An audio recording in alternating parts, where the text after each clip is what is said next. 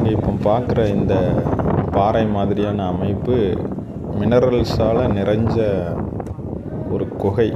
இது எங்கே இருக்குது அப்படின்னா மணப்பாடுல இருக்கிற தூய சவேரியார் அவர் வாழ்ந்த குகை தான் இது.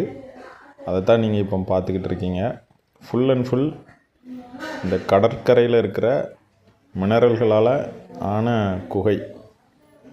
இயேசு சபையை நிறுவிய தூய பிரான்சிஸ் சேவியர் அவர்கள் இந்த மணப்பாடு குகையில் தான் 2 வருடங்களாக இருந்ததாக வரலாறு சொல்லுது.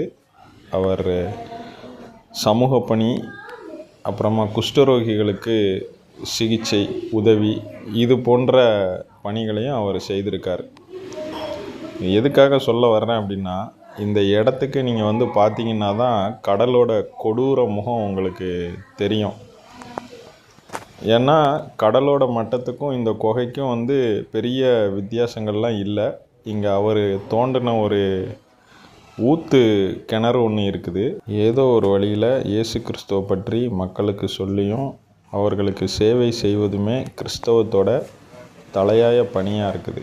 அவங்க ஆடம்பரமான அரண்மனையிலையோ மாட மாளிகைகள்லையோ வாழலை. இயற்கையோடு போராடி இந்த மாதிரி கொடூரமான குகைகளில் கிடைச்ச தண்ணீரை பருகி கிடைக்கிற உணவை சாப்பிட்டு இப்படி தான் இங்கே வாழ்ந்தாங்க. கடலோர மீனவ மக்களுக்கு இன்றைக்கி இயேசு என்கிற பெயர் தெரியுது அப்படின்னா அதுக்கு முழு முதற் காரணம் இந்த பிரான்சிஸ் சேவியர் அப்படின்று கூட நம்ம சொல்லலாம்.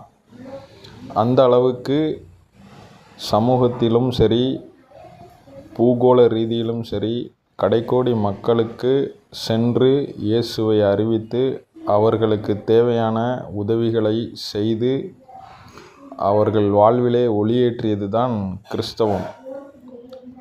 இவர் இங்கு வந்த காலம் 200 வருடங்களுக்கோ 100 வருடங்களுக்கோ முன்பு அல்ல.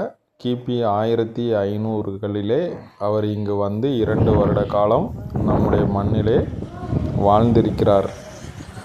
கிறிஸ்தவ பெருமக்களுக்கு நான் சொல்லிக்கொள்வது ஒன்றே ஒன்று தான்.